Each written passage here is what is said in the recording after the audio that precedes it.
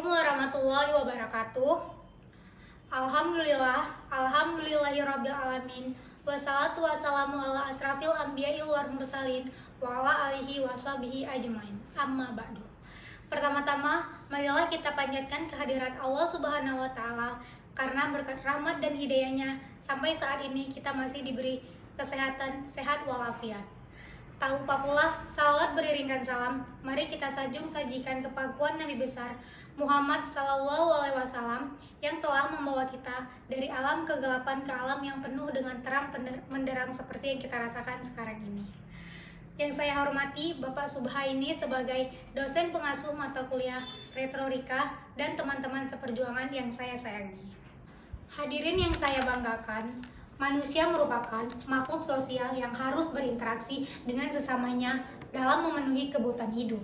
Manusia tidak mungkin bisa hidup sendiri tanpa berinteraksi dengan orang lain. Setiap negara di dunia ini memiliki bahasa nasionalnya sendiri. Termasuk Indonesia memiliki bahasa nasionalnya adalah bahasa Indonesia. Bahasa merupakan sistem komunikasi manusia yang dinyatakan melalui susunan suara dan ungkapan tulis. Bahasa juga memiliki peran penting dalam kehidupan manusia karena ia menjadi alat komunikasi yang utama. Sebagai alat komunikasi, bahasa meliputi kata, kumpulan kata, klausa, dan kalimat yang diungkapkan secara lisan maupun tulisan. Bahasa juga menjadi salah satu unsur paling penting yang mempengaruhi kehidupan dan kebudayaan manusia. Bahasa Indonesia adalah jati diri sekaligus identitas bangsa Indonesia. Bahasa Indonesia memegang peranan penting pada semua aspek kehidupan bermasyarakat di Indonesia. Seiring dengan perkembangan zaman, kita sudah memasuki era generasi revolusi 4.0, di mana pada generasi ini kita mendapat banyak kemudahan dalam mengakses informasi dari segala hal. Maksudnya, generasi muda saat ini dengan begitu mudahnya dapat terpengaruhi faktor dari luar karena kecanggihan teknologi yang ada. Pada masa milenial ini, adanya peningkatan penggunaan dan keakraban dengan komunikasi lewat media dan teknologi digital yang sangat semakin canggih. Dalam berinteraksi sendiri, setiap individu tidak hanya menggunakan satu bahasa saja, melainkan dapat menggunakan banyak bahasa seperti sekarang ini dapat menggunakan bahasa asing. Hal tersebut berdampak pada perkembangan bangsa Indonesia. Keadaan yang sekarang adalah fungsi bahasa Indonesia mulai digantikan dengan tergesernya oleh bahasa asing, dan banyak perilaku yang cenderung menyelipkan istilah bahasa asing dalam menggunakan bahasa Indonesia di negara kita. Dampak ini menjadi hal yang sangat berbahaya.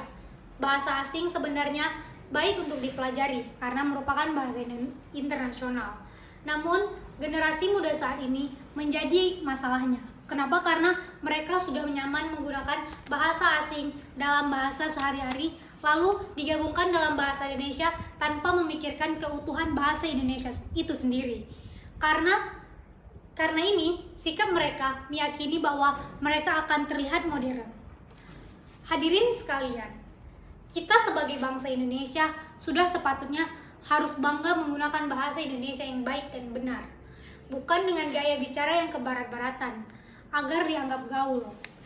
Bahasa tersebut sudah jelas-jelas berbeda dengan tata krama dan aturan moral dari budaya kita, yaitu budaya bangsa Indonesia.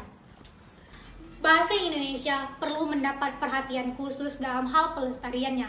Jika tidak, dikhawatirkan masyarakat Indonesia, terutama generasi muda ini, semakin terbawa arus westernisasi atau budaya kebarat-baratan itu. Oleh karena itu, kita sebagai generasi bangsa Indonesia punya tugas untuk melestarikan dan menjaga eksistensi penggunaan bahasa Indonesia dengan cara menggunakannya dalam percakapan sehari-hari.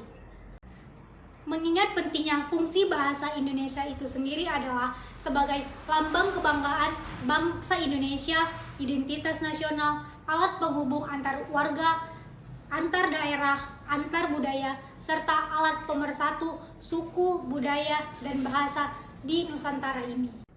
Dan dalam kedudukannya juga bahasa Indonesia dijadikan sebagai bahasa negara, bahasa resmi kenegaraan, bahasa pengantar pendidikan, dan ilmu pengetahuan dan teknologi. Saya rasa cukup sekian pidato yang dapat saya sampaikan.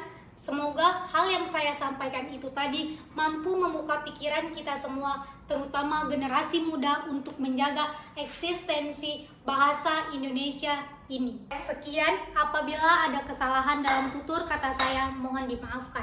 Sekali lagi, marilah sama-sama kita menjaga eksistensi bahasa kita, bahasa Indonesia. Lebih dan kurang, wassalamualaikum warahmatullahi wabarakatuh.